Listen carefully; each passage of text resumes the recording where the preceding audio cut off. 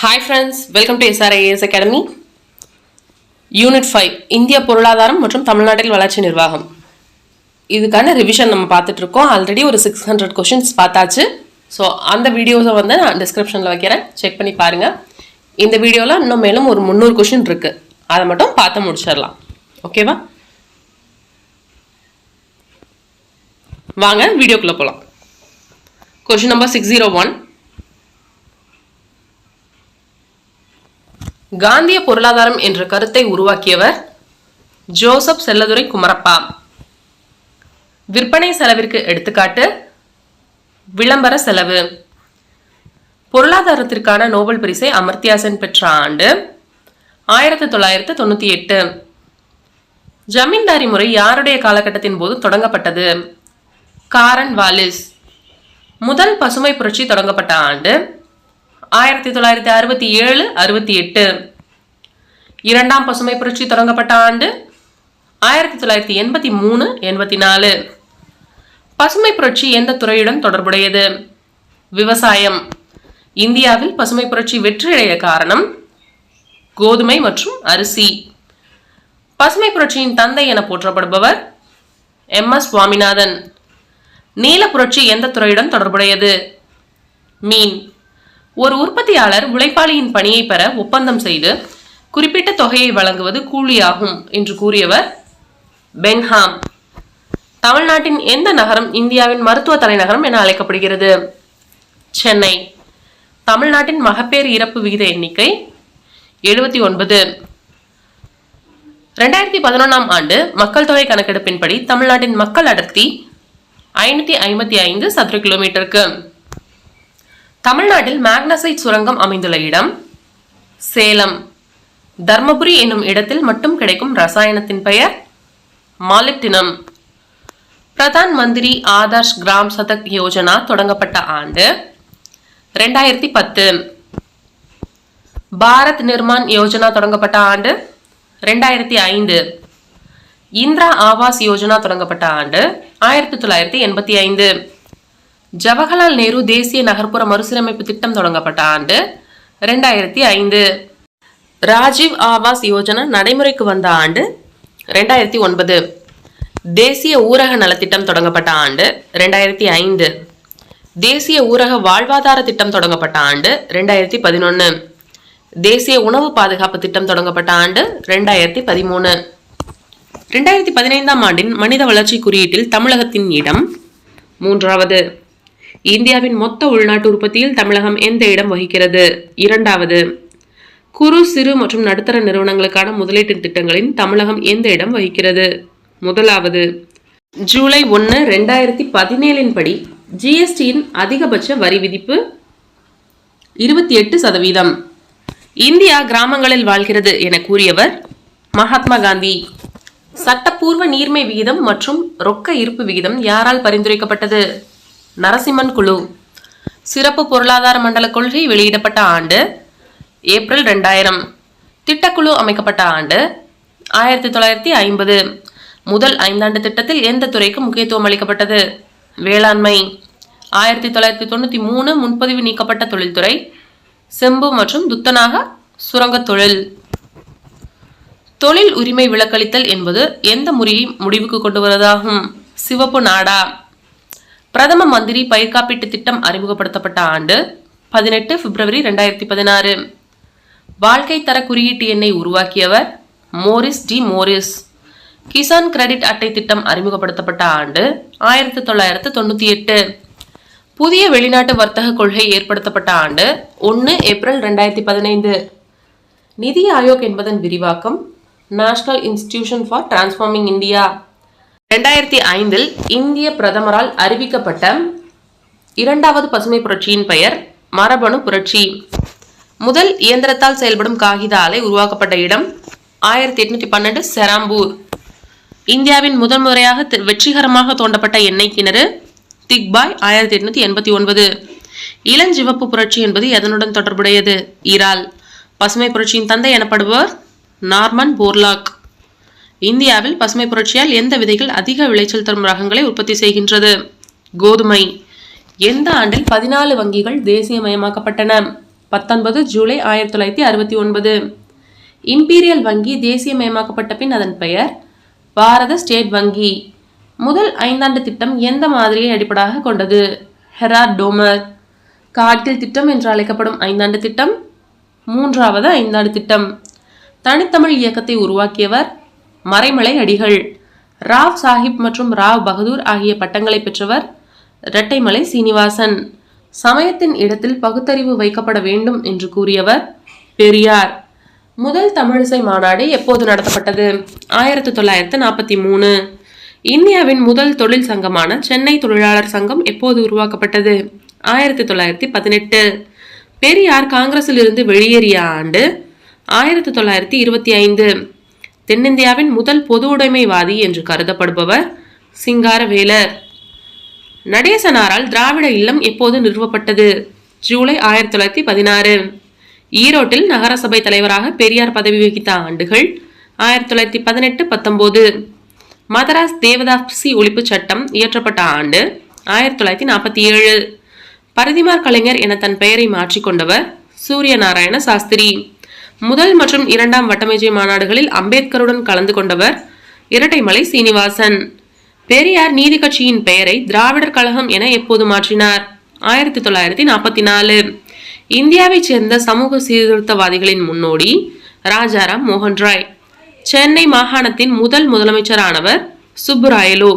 1926 இந்தியாவின் முதல் பெண் சட்டமன்ற உறுப்பினர் முத்துலட்சுமி அம்மையார். அரசு அதிகாரிகளை தேர்வு செய்ய பணியாளர் தேர்வு வாரியத்தை அமைத்த கட்சி நீதி கட்சி. அகில இந்திய பெண்கள் மாநாடு நிறுவப்பட்ட ஆண்டு 1927. புத்தரின் 2500வது பிறந்தநாள் விழாவில் கலந்து கொள்ள பெரியார் எப்போது பர்மாவிற்கு சென்றார்? 1954. தஞ்சாவூரில் சங்கீத வித்யா மகாஜன சங்கம் என்ற அமைப்பை ஏற்படுத்தியவர் ஆப்ரஹாம் பண்டிதர். 1923 முதலாக மே தின விழாவை ஏற்பாடு செய்தவர் சிங்காரவேலர். சென்னை மாகாணத்தில் ஒடுக்கப்பட்ட வகுப்பிலிருந்து சட்ட மேலவைக்கு தேர்ந்தெடுக்கப்பட்ட முதல் உறுப்பினர் MC ராஜா.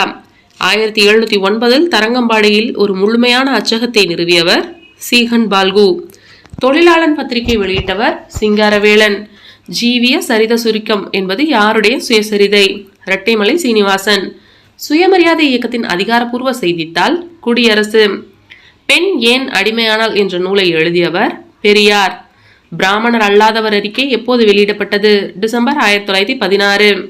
அகில இந்திய தொழிலாளர் சங்கத்தின் முதல் மாநாடு நடத்தப்பட்ட இடம் பாம்பே. மறைமலை அடிகள் தனது இளம் வயதில் எந்த பத்திரிகையில் பணிபுரிந்தார்? சித்தாந்த தீபிகா. 1893 ஆண்டு ஆதி திராவிட மகாஜன சபையை நிறுவியவர் இரட்டைமலை சீனிவாசன். வரிச்செய்யுள் வடிவத்தை தமிழுக்கு அறிமுகம் செய்தவர் பரிதிமார் கலைஞர். இந்திய பெண்கள் சங்கம் தொடங்கப்பட்ட ஆண்டு 1917. மொழியியல் அடிப்படையில் தமிழ்நாடு பிரிக்கப்பட்ட ஆண்டு 1956. மதராஸ் மாகாணம் தமிழ்நாடு என பெயர் மாற்றம் செய்யப்பட்ட ஆண்டு ஜனவரி 14, 1969. தமிழ்நாட்டையும் இலங்கை தீவையும் பிரிப்பது பாக் ஜலசந்தி மன்னார் வளைகுடா. பாலாறு எங்கிருந்து உற்பத்தியாகிறது? கர்நாடகாவின் தலகவாரா. கிள்ளியூர் நீர்வீழ்ச்சி எங்கு அமைந்துள்ளது? சேலம். நீலகிரி மலையின் மிக உயரமான சிகரம் தொட்டபெட்டா. தமிழ்நாட்டின் சராசரி மழை அளவு 958.5 மில்லிமீட்டர். இந்தியாவின் மொத்த பரப்பளவில் தமிழ்நாட்டின் பரப்பளவு எத்தனை சதவீதம்? 4%. வைகை ஆறு எந்த மழையில் உற்பத்தியாகிறது? வருசா நாட்டு மழை. தமிழ்நாட்டின் பரப்பளவு 1,30,058 சதுர கிலோமீட்டர்கள். சிக்கூர் பீடபூமி எங்கு உள்ளது? நீலகிரி. இந்தியாவில் மிக நீளமான கடற்கரையை பெற்றுள்ள மாநிலம் குஜராத். இந்தியாவில் 2வது நீளமான கடற்கரையை பெற்றுள்ள மாநிலம் தமிழ்நாடு. ஆகாய கங்கை நீர்வீழ்ச்சி அமைந்துள்ள இடம் நாமக்கல். இந்தியாவின் 11வது பெரிய மாநிலம் தமிழ்நாடு. கோயம்புத்தூர் பீடபூமி மற்றும் மைசூர் பீடபூமியை பிரிக்கும் மோயர் ஆறு. ஏழைகளின் ஊட்டி என்று அழைக்கப்படும் மலைவாழ் இடம் ஏற்காடு. தமிழ்நாட்டின் சோழமண்டல கடற்கரை பகுதிகளில் மட்டுமே காணப்படும் மண் உவர் மண். தமிழ்நாட்டின் எந்த பகுதி பெரும் அச்சுறுத்தலுக்கு உள்ளாகும் பகுதியாக கண்டறியப்பட்டுள்ளது? நீலகிரி. வளநாடு கருப்பு மான்கள் சரணாலயம் எங்கு அமைந்துள்ளது? தூத்துக்குடி. கரளர் என்ற பழங்குடியினர் காணப்படும் மலை கல்வராயன் மலை. பவளப்பாறைகள் இங்கு காணப்படுகின்றன. மன்னார் வளைகுடா. பின்னடையும் பருவக்காற்று என்று அழைக்கப்படுவது வடகிழக்கு பருவக்காற்று. தென்பெண்ணை ஆறு எதிலிருந்து உற்பத்தியாகிறது? கர்நாடகாவின் நந்திதுர்கா மலைகள். தமிழ்நாடு எத்தனை கிலோமீட்டர் நீளமுள்ள கடற்கரையை கொண்டுள்ளது? 1076 கிலோமீட்டர். பாரமகால் பீடபூமியானது எந்த பீடபூமியின் ஒரு பகுதியாகும்? மைசூர் பீடபூமி. 1988 தேசிய வனக்கொள்கையின்படி புவிப்பரப்பில் குறைந்தபட்சம் எத்தனை பகுதி காடுகளால் சூழப்பட்டிருக்க வேண்டும்? 3இல் ஒரு பகுதி. பச்சை மலையில் குறிப்பிடத்தக்க வேளாண் பருவ விளைபொருளாக காணப்படுவது பலாப்பழம். அரப்பளீஸ்வரர் கோயில் எங்கு அமைந்துள்ளது? கொல்லிமலை. தமிழ்நாட்டில் அதிக பரப்பளவில் காடுகளை கொண்ட மாவட்டம் தர்மபுரி. மலையனில் வனவிலங்கு சரணாலயம் எங்கு அமைந்துள்ளது? விருதுநகர். வெப்பமண்டல சூறாவளிகள் பொதுவாக எந்த பருவத்தில் உருவாகின்றன? வடகிழக்கு பருவக்காற்று. தமிழ்நாட்டில் அதிக பரப்பளவில் மாங்குரோவ் காடுகள் காணப்படும் இடம் கடலூர். பருத்தி மண் என்று அழைக்கப்படும் மண் கரிசல் மண். உலகின் 2வது மிகப்பெரிய சதுப்பு நில காடு பிச்சாவரம். தமிழ்நாட்டில் மிக அதிக மழை பெறும் பகுதி சின்னக்கல்லார். குட்லாடம்பட்டி நீர்வீழ்ச்சி எங்கு அமைந்துள்ளது? மதுரை. காடம்பாறை நீர்மின் நிலையம் எங்கு அமைந்துள்ளது? ஆனைமலை. இந்திய விண்வெளி ஆராய்ச்சி நிறுவனத்தின் சோதனை உந்துவிசை செயற்கைக்கோள் ஏவுதளம் எங்கு அமைந்துள்ளது? மகேந்திரகிரி மலை. தமிழ்நாட்டில் எத்தனை ஆற்று வடிநிலங்கள் காணப்படுகின்றன? 17. 2011ஆம் ஆண்டு மக்கள் தொகை கணக்கெடுப்பின்படி இந்தியாவில் மக்கள் அடர்த்தியில் தமிழகம் வகிக்கும் இடம் 12. குட்டி ஜப்பான் என்று அழைக்கப்படுவது சிவகாசி. தென்பெண்ணை ஆற்றின் குறுக்கே கட்டப்பட்டுள்ள அணை சாத்தனூர் அணை. உலகிலேயே சிமெண்ட் உற்பத்தியில் இந்தியா எந்த இடம் இருக்கிறது? 2வது. இந்தியாவின் 3வது பெரிய விமான நிலையம் எங்கு உள்ளது? சென்னை. தமிழ்நாட்டின் பேரிடர் அவசரகால தொலைபேசி எண் 1077. நாட்டின் பட்டு உற்பத்தியில் தமிழ்நாடு வகிக்கும் இடம் 4. தமிழ்நாட்டில் நெல் ஆராய்ச்சி நிறுவனம் தொடங்கப்பட்ட இடம் தஞ்சாவூர். நிலக்கரி மற்றும் தாதுக்களை கையாளும் துறைமுகமாக விளங்கும் துறைமுகம் எண்ணூர். தேயிலை உற்பத்தியில் முதலிடம் வகிக்கும் மாநிலம் அஸ்ஸாம். ரப்பர் தோட்டங்கள் அதிகமாக காணப்படும் மாவட்டம் கன்னியாகுமரி. தமிழ்நாட்டில் மிக குறைந்த மக்கள் தொகை கொண்ட மாவட்டம் நீலகிரி. தமிழ்நாடு செய்தித்தாள் மற்றும் காகித நிறுவனம் ஆரம்பிக்கப்பட்ட ஆண்டு 1979. தமிழ்நாட்டில் உள்நாட்டு மீன் உற்பத்தியில் முன்னிலை வகிக்கும் மாவட்டம் வேலூர். தேயிலை உற்பத்தியில் 2ஆம் இடம் வகிக்கும் மாநிலம் தமிழ்நாடு. மத்திய தோல் ஆராய்ச்சி நிறுவனம் எங்கு அமைந்துள்ளது? சென்னை. தமிழ்நாடு நெல் ஆராய்ச்சி நிறுவனம் தொடங்கப்பட்ட ஆண்டு ஏப்ரல் 1985. முந்திரி எந்த மாவட்டத்தில் பெரும் பகுதிகளில் பயிரிடப்படுகிறது? கடலூர். இந்தியாவின் ஜவுளி ஏற்றுமதியில் தமிழ்நாட்டின் பங்களிப்பு சதவீதம் 30%. சர்வதேச திணை பயிர்கள் ஆண்டு 2023. மாநிலத்தின் முக்கிய எண்ணெய் வித்து பயிர் நிலக்கடலை. தமிழ்நாட்டில் அதிக நகர்ப்புற மக்கள் தொகையை கொண்ட மாவட்டம் சென்னை. காபி உற்பத்தியில் முதலிடம் வகிக்கும் மாநிலம் கர்நாடகா. தமிழ்நாட்டின் நெசவு தலைநகரம் என அழைக்கப்படும் மாவட்டம் கரூர். ஏழை மக்களின் பசு என்று அழைக்கப்படும் கால்நடை வெள்ளாடு. இந்தியாவில் தோல் சார்ந்த பொருட்கள் ஏற்றுமதியில் முதன்மை மாவட்டமாக திகழ்வது வேலூர். இந்தியாவின் மொத்த நீர்வளத்தில் தமிழ்நாடு பெற்றுள்ள சதவீதம் 2.5%. இந்தியாவில் அதிக மழை பொழியும் பகுதி மேகாலயா மௌசின்ராம். இந்தியாவில் குறைவான மழை பொழியும் பகுதி ராஜஸ்தான் ஜெய்சல்மார். இந்திய அரசியலமைப்பு சட்டத்தின் 8வது அட்டவணையின்படி எத்தனை மொழிகள் அலுவலக மொழிகளாக அங்கீகரிக்கப்பட்டுள்ளது? 22 மொழிகள். டிஸ்கவரி ஆஃப் இந்தியா என்ற நூலை எழுதியவர் ஜவஹர்லால் நேரு. இந்திய அரசால் தமிழ் மொழி செம்மொழியாக அறிவிக்கப்பட்ட ஆண்டு 2004. கேரள மாநிலத்தின் செவ்வியல் நடனம் மோகினியாட்டம். இந்தியாவின் இனங்களின் அருங்காட்சியகம் என்று கூறியவர் V.A. ஸ்மித். பிஹு என்பது எந்த மாநிலத்தின் புகழ்பெற்ற நடனம்? அஸ்ஸாம். தென்னாப்பிரிக்காவின் முன்னாள் அதிபரான நெல்சன் மண்டேலா எத்தனை ஆண்டுகள் சிறையில் இருந்தார்? 27 ஆண்டுகள். நெல்சன் மண்டேலா விடுதலையான வருடம் 1990. 2011ஆம் ஆண்டு கணக்கெடுப்பின்படி எழுத்தறிவு விகிதம் குறைவாக பெற்ற மாவட்டம் தர்மபுரி. அரசமைப்பின் எந்த பிரிவு சட்டத்திற்கு முன் அனைவரும் சமம் என்கிறது? விதி 14. அம்பேத்கர் பாரத ரத்னா விருது பெற்ற ஆண்டு 1990. இந்தியாவின் தேசிய பறவை மயில். இந்தியாவின் மிக நீளமான நதி கங்கை 2525 கிலோமீட்டர். முகலாயர்கள் காலத்தில் ராஜாவுக்காக உருவாக்கப்பட்ட சிறப்பு வகை மாம்பழத்தின் பெயர் இமாம் பசந்த். விடுதலை இந்தியாவின் முதல் தேசிய கொடி நெய்யப்பட்ட இடம் குடியாத்தம் வேலூர் மாவட்டம்.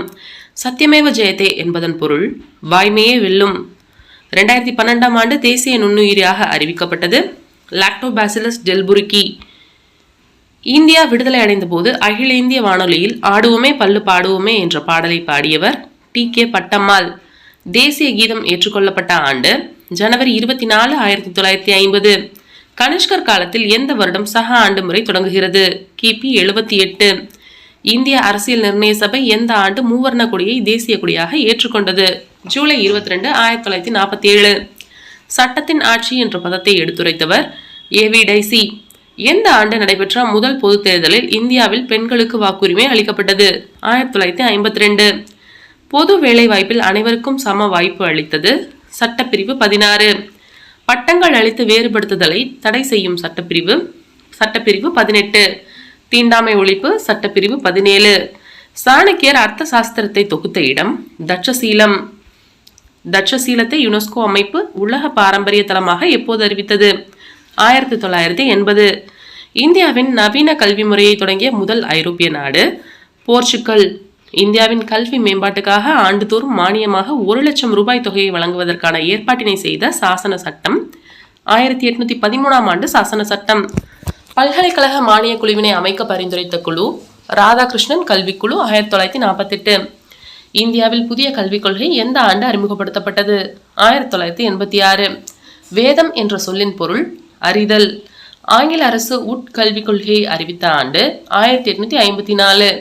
பாண்டியர்கள் ஆட்சி காலத்தில் புகழ்பெற்ற கல்லூரி இருந்த இடம் காந்தலூர் சாலை. 2ஆம் உலகப் போருக்கு பின் கல்வி மேம்பாட்டுக்காக பிரிட்டிஷ் இந்தியாவின் தொடங்கப்பட்ட மிக முக்கியமான திட்டம் சார்ஜென்ட் அறிக்கை. கோவாவில் எந்த ஆண்டு தொடங்கப்பட்ட முதல் கல்லூரியில் பாடங்கள் கற்பிக்கப்பட்டு பட்டங்கள் வழங்கப்பட்டன? 1575. 1937 வார்தா கல்வி திட்டத்தை தொடங்கியவர் காந்தி. ஆங்கில அரசால் எப்போதும் மெக்காலே குறிப்பிற்கு ஆதரவு அளிக்கப்பட்டது? 1835. பள்ளிகளில் மதிய உணவு திட்டம் எப்போது அறிமுகப்படுத்தப்பட்டது? 1956. 14 வயது வரையிலான அனைத்து குழந்தைகளுக்கும் இலவச மற்றும் கட்டாய தொடக்க கல்வியையும் நாடு முழுவதும் ஒரே மாதிரியான 10+2+3 கல்வி அமைப்பையும் பரிந்துரை செய்த குழு கோத்தாரி குழு. இந்தியாவில் ஆங்கில கல்விக்கான மகா சாசனம் என்று அழைக்கப்படுவது சார்லஸ் வுட் கல்வி அறிக்கை. இந்தியாவில் எப்போது முதல் தேசிய கல்விக் கொள்கையானது அறிவிக்கப்பட்டது? 1968. தட்சசீலம் தற்போது எங்கு அமைந்துள்ளது? பாகிஸ்தான். முஸ்லிம் ஆட்சியாளர்களால் ஊக்குவிக்கப்பட்ட கல்வி முறையின் பெயர் மதரசா. வீர ராஜேந்திர சோழனின் திருவாடுதுறை கல்வெட்டு எதை பற்றி குறிப்பிடுகிறது? மருத்துவ பள்ளி. புதிய கல்விக் கொள்கை 1986 ஆனது எப்போது திருத்தி அமைக்கப்பட்டது? 1992. அனைவருக்கும் இடைநிலை கல்வி திட்டம் எக்காலத்தில் செயல்படுத்தப்பட்ட திட்டமாகும்? 11ஆம் ஐந்தாண்டு திட்டம். சமூக படிநிலையான மேல் கீழ் எனும் பாகுபாட்டை கொண்டு இருப்பது வர்ணாசிரம தர்மம். சதுர்வர்ண அமைப்பு அந்தனர், சத்திரியர், வைசியர், சூத்திரர். சமூக மற்றும் கல்வியில் பிற்படுத்தப்பட்ட வகுப்பினர் அல்லது பட்டியல் ஜாதி மற்றும் பழங்குடியினரின் முன்னேற்றத்திற்கான சிறப்பு திட்டங்கள் உருவாக்குவதற்கு எந்தவித விதி தடையாக இருக்காது. அரசமைப்பு சட்ட விதி 29(2). ஜான் ரஸ்லின் நீதி கோட்பாடு 1971. நேர்மையான நீதி 1985. அரசியல் தாராளவியல் 1993. மக்களின் சட்டம் 1993. நவீன காலத்தில் மிகச்சிறந்த பகுத்தறிவு மனிதர்கள் நம் சமூகத்தில் நீதியின் சக்தியை உணர வேண்டும் என்பது யாரின் கோட்பாடு? John Rolls. மனிதனை மனிதனாக கருத முடியாமல் அவர்கள் ஜாதியை மட்டுமே வைத்து எடை போட முயலும் சிந்தனை காட்டுமிராண்டித்தனமானது என்றவர் தந்தை பெரியார். கல்வி வேலைவாய்ப்பில் குறிப்பிட்ட அளவு இடங்களை ஒதுக்கீடு செய்து இதுவரை வாய்ப்பு மறுக்கப்பட்ட பிரிவினருக்கு முன்னுரிமை வழங்குவது எதன் அடிப்படை நோக்கம்? இட ஒதுக்கீடு. ஒரு சமூகத்தில் சில நபர்கள் கூட நியாயத்திற்கு எதிராக இருந்தால் அது ஒட்டுமொத்த சமூகத்தையும் எவ்வாறு பாதிக்கும் என்பதை விளக்குபவர் சாக்ரட்டீஸ். நாட்டில் இருக்கும் பிற்படுத்தப்பட்ட பிரிவினரின் மேம்பாட்டுக்காக அமைக்கப்பட்ட முதல் ஆணையம் காக்கா கலேல்கர் ஆணையம் 1953. சுதந்திர இந்தியாவின் முதல் பிற்படுத்தப்பட்டோர் ஆணையம் காக்கா கலேல்கர் ஆணையம். ஜான் எஃப் கென்னடி அவர்களால் 1961 வெளியிடப்பட்ட ஆணை எவ்வாறு அழைக்கப்படுகிறது? நிர்வாக ஆணை 10925. ரயத்வாரி முறை மீது ஆய்வு செய்யுமாறு பணிக்கப்பட்ட ஆங்கிலேய அதிகாரி பிரான்சிஸ் எல்லீஸ். ரயத்வாரி முறை மீது ஆய்வு செய்து அறிக்கை தாக்கல் செய்த அதிகாரி தாமஸ் மன்ரோ. சென்னை மாகாண அரசு தாழ்த்தப்பட்ட மக்களுக்கான நிதி உதவி திட்டங்களை எந்த ஆண்டு அறிவித்தது? 1885. செங்கல்பட்டு மாவட்ட ஆட்சியரான டேஷ் என்பவர் செங்கல்பட்டு மாவட்ட தாழ்த்தப்பட்ட மக்கள் குறித்து ஒரு அறிக்கை தாக்கல் செய்தார். திரிமன்கீரே. அரசு 1892 தாழ்த்தப்பட்ட மக்களுக்கு 12 லட்சம் ஏக்கர் நிலத்தை பிரித்து வழங்கியது. இந்த நிலம் எவ்வாறு அழைக்கப்படுகிறது? பஞ்சமி நிலம். தாழ்த்தப்பட்டோரின் குழந்தைகளுக்கான பள்ளிகளை அரசு எந்த பெயரில் அழைத்தது? பஞ்சமர் பள்ளிகள். பஞ்சமர் பள்ளிகள் என்பது எவ்வாறு அழைக்கப்பட வேண்டும் என்று அயோத்திதாச பண்டிதர் மற்றும் சிங்காரவேலர் போன்றோர் கூறினர். ஆதி திராவிடர் பள்ளிகள். தாழ்த்தப்பட்ட குழந்தைகள் பள்ளிகளில் அனுமதிக்கப்படுவதை தடுக்கக்கூடாது என்று நீதிமன்றம் எந்த ஆண்டு ஆணையிட்டது? 1854. 1892 ஆண்டில் சென்னை மாவட்ட அனைத்து துறைகளில் வகுப்புவாரி பிரதிநிதித்துவம் அளித்து ஆணை வெளியிட்டது. இது எவ்வாறு அழைக்கப்பட்டது? 128(2). 1913 யார் தலைமையில் ராயல் ஆணையம் வந்தது? Alexander Cardew. பிராமணர் அல்லாதவர் அறிக்கையை எழுதி வெளியிட்டவர் சர்.பி. தியாகராயர். 1916 ஆண்டு பிராமணர் அல்லாதோர் நலன் காக்க தென்னிந்திய சுதந்திர சங்கம் என்ற சங்கத்தை தொடங்கியவர்கள் தியாகராயர், T.M. நாயர். தென்னிந்திய சுதந்திர சங்கத்தின் சார்பில் வெளியான இதழ் ஜஸ்டிஸ். அரசு பணியிடங்களில் வகுப்புவாரி இடஒதுக்கீடு அளித்து எந்த ஆண்டு தீர்மானம் நிறைவேற்றியது? 1921. 1921 தீர்மானம் என்னவென்று அழைக்கப்படுகிறது? வகுப்புவாரி பிரதிநிதித்துவ ஆணை. எங்கள் மக்களுக்கு வேலைகளில் சரியான பிரதிநிதித்துவம் தரப்படாவிட்டால் நாங்கள் வரி கொடுக்க மாட்டோம் என்று பேசியவர் சி. நடேசனார். 1925 ஆண்டு எங்கு நடைபெற்ற காங்கிரஸ் மாநாட்டில் அரசு கல்வி வேலை வாய்ப்புகளில் வகுப்புவாரி பிரதிநிதித்துவம் கூறும் தீர்மானத்தை பெரியார் கொண்டு வந்தார்? காஞ்சிபுரம். 1928 வாக்கில் யார் தலைமையில் நீதி கட்சி செயல்பட்டது? ரா. முத்தையா. தமிழகத்தில் வகுப்புவாரி ஆணை பின்பற்றப்படுவதால் மருத்துவக் கல்லூரியில் தனக்கு இடம் கிடைக்கவில்லை என கூறி 1951 ஆண்டு உயர்நீதிமன்றத்தில் வழக்கு தொடுத்தவர் செண்பகம் துரைராஜன். வகுப்புவாரி பிரதிநிதித்துவம் நீடிக்கும் வகையில் அரசமைப்பு சட்டம் திருத்தப்பட்டதே இந்திய அரசமைப்பு சட்டத்தில் மேற்கொள்ளப்பட்ட டேஷ் திருத்தமாகும். முதலாவது சட்ட திருத்தத்தினை நாடாளுமன்றத்தில் கொண்டு வந்தவர் பிரதமர் நேரு. முதலாவது சட்ட திருத்தத்தின்படி எந்த உட்பிரிவுகள் சேர்க்கப்பட்டன? சட்டப்பிரிவுகள் 15(4) மற்றும் 16(4). தமிழ்நாட்டில் 1951 ஆண்டு முதல் பிற்படுத்தப்பட்டோருக்கு எத்தனை சதவீதம் இடஒதுக்கீடு நடைமுறைப்படுத்தப்பட்டது? 25%. தமிழ்நாட்டில் 1951 ஆண்டு முதல் தாழ்த்தப்பட்டோருக்கு எத்தனை சதவீத இடஒதுக்கீடு நடைமுறைப்படுத்தப்பட்டது? 16%. தமிழகத்தில் கருணாநிதி அவர்கள் முதலமைச்சராக இருந்தபோது பிற்படுத்தப்பட்டோர் நலன் குறித்து ஆராய்ந்திட யார் தலைமையில் ஆணையம் அமைக்கப்பட்டது? சட்டநாதன். சட்டநாதன் ஆணையத்தின்படி பிற்படுத்தப்பட்டோருக்கு டேஷ், தாழ்த்தப்பட்டோருக்கு டேஷ் என இடஒதுக்கீடு வரம்பு மாற்றியமைக்கப்பட்டது. 31% மற்றும் 18%. 1979 ஆண்டு தமிழ்நாடு மாநில அரசின் சமூக நலத்துறை அரசாணையின்படி பிற்படுத்தப்பட்ட வகுப்பினரின் குடும்ப ஆண்டு வருமானம் எவ்வளவு என நிர்ணயிக்கப்பட்டது? ரூபாய் 9,000. 1979 ஆண்டு ஆணையின்படி பிற்படுத்தப்பட்டவர்களுக்கான இடஒதுக்கீட்டு வரம்பு 31%லிருந்து எத்தனையாக உயர்த்தப்பட்டது? 50%. மொத்த இடஒதுக்கீடு 68%. 1989 ஆண்டு பழங்குடியினருக்கு தனி இடஒதுக்கீடு கோரி தொடரப்பட்ட வழக்கில் உச்சநீதிமன்ற தீர்ப்பின் அடிப்படையில் மொத்த இடஒதுக்கீடு 69%. மண்டல் ஆணையத்தின் பரிந்துரைகளை ஏற்றுக்கொள்வதாக அறிவித்தவர் V.P. சிங். மண்டல் ஆணையத்தின் அடிப்படையில் மத்திய அரசின் வேலைவாய்ப்புகளில் பிற்படுத்தப்பட்டவர்களுக்கு எத்தனை சதவீதம் இடஒதுக்கீடு மத்திய அரசு வழங்கி ஆணை பிறப்பித்தது? 27%. இடஒதுக்கீட்டு முறைக்கு எதிராக வழக்கு தொடர்ந்தவர் இந்திரா சஹானி. யார் தொடுத்த வழக்கில் மருத்துவ மற்றும் பொறியியல் கல்லூரிகளில் 50%க்கும் மேல் இடஒதுக்கீடு அளிக்க உச்சநீதிமன்றம் இடைக்கால தடை விதித்தது? K.N. விஜயன். முதல்வர் J. ஜெயலலிதா அவர்களின் தலைமையிலான தமிழ்நாடு அரசு அரசியலமைப்பின் எந்த சட்டப்பிரிவினை பயன்படுத்தி தனி சட்ட மசோதா ஒன்றினை 30/12/1993 நிறைவேற்றியது? சட்டப்பிரிவு 31C, directive principles of state policy. எந்த அரசியல் சட்ட திருத்தத்தின் மூலம் தமிழக அரசின் இடஒதுக்கீடு சட்டம் இந்திய அரசியல் சட்டத்தின் 9வது அட்டவணையில் இணைக்கப்பட்டது?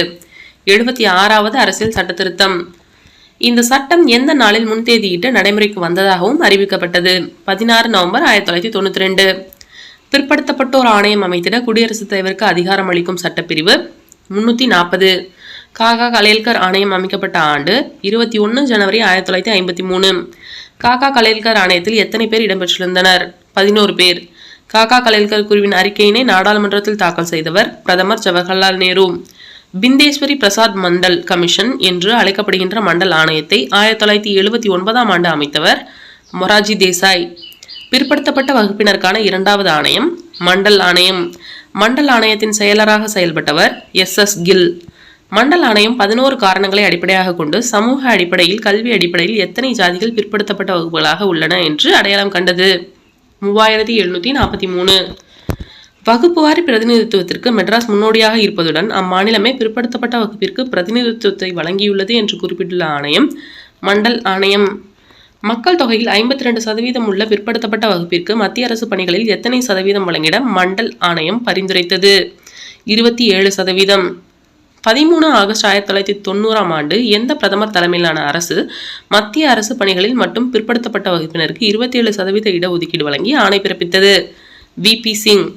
மண்டல குழு வழக்கு என்று அழைக்கப்படுவது இந்திரா சஹானி வெர்சஸ் இந்திய யூனியன் வழக்கு. 1980 ஆண்டில் உள்துறை அமைச்சராக இருந்தவர் ஜெயில் சிங். பணியாளர் மற்றும் பயிற்சித்துறையின் ஒப்பந்தம் மேற்கொள்ளப்பட்ட ஆண்டு 1993 செப்டம்பர் 8. மாண்டேகு செம்ஸ்போர்ட் சீர்திருத்தம் 1919. பெரியார் சுயமரியாதை இயக்கத்தை தோற்றுவித்த ஆண்டு 1925. ராஜாஜியின் தலைமையில் காங்கிரஸ் அமைச்சரவை உருவாக்கப்பட்ட ஆண்டு 1937. சேலம் மாநாட்டில் நீதி கட்சி திராவிடர் கழகம் என பெயர் மாற்றம் செய்யப்பட்ட ஆண்டு 1944. முதல் பொது தேர்தல் நடைபெற்ற ஆண்டு 1952. மாநில மறுசீரமைப்பு சட்டம் 1956. மாநில தன்னாட்சி தீர்மானம் சட்டப்பேரவையில் நிறைவேற்றப்பட்ட ஆண்டு 1974. சென்னை மாகாணம் எந்த ஆண்டு உருவாக்கப்பட்டது? கிபி 1801. தமிழ் மறுமலர்ச்சியின் முன்னோடி என்று அயோத்திதாசர் யாரை பாராட்டினார்? Francis Ellis. 1856 வெளியிடப்பட்ட திராவிட அல்லது தென்னிந்திய குடும்ப மொழிகளின் ஒப்பிலக்கணம் என்பது யாருடைய ஆய்வு நூல்? Robert Caldwell. 1852 சென்னை வாசிகள் சங்கம் என்ற அமைப்பை தொடங்கியவர் கஜுலு லட்சுமி நரசு. மக்கள் தொகையில் 3% மட்டும் அங்கம் வகிக்கும் பிராமணர்கள் அனைத்து வாய்ப்புகளையும் எடுத்துக்கொண்டார்கள் என்பதை நிரூபித்தவர் அலெக்சாண்டர் ஜோர்டன் கார்டிவ். தென்னிந்திய விடுதலை கூட்டமைப்பு எவ்வாறு மாறியது? நீதி கட்சி. நீதி கட்சி என்று எந்த அடிப்படையில் பெயரிடப்பட்டது? ஜஸ்டிஸ் என்ற ஆங்கில இதழ். மாகாணங்களில் இரட்டையாட்சி கொண்டு வந்த சட்டம் மாண்டேகு செம்ஸ்போர்ட் சீர்திருத்தம் 1919. 1920 ஆண்டு நடந்த முதல் தேர்தலில் எந்த கட்சி ஒத்துழையாமையின் ஒரு பகுதியாக தேர்தலை புறக்கணித்தது? இந்திய தேசிய காங்கிரஸ். சுப்பராயலு இறப்பிற்கு பின் 1921 முதலமைச்சரானவர் பனகல் ராஜா. இந்தியாவில் முதன்முறையாக தேவதாசி முறை ஒழிக்கப்பட்டதற்கு காரணமானவர் டாக்டர் முத்துலட்சுமி. அண்ணாமலை பல்கலைக்கழகம் உருவாக்கப்பட்ட ஆண்டு 1929. ஆந்திரா பல்கலைக்கழகம் உருவாக்கப்பட்ட ஆண்டு 1926. எந்த ஆண்டு இந்திய எதிர்ப்பு போராட்டத்திற்காக சிறையில் அடைக்கப்பட்டு இருந்தபோது நீதி கட்சியின் தலைவராக பெரியார் தேர்ந்தெடுக்கப்பட்டார்? 1938. 1929 ஆண்டில் எங்கு முதலாவது சுயமரியாதை மாநாடு நடைபெற்றது? செங்கல்பட்டு.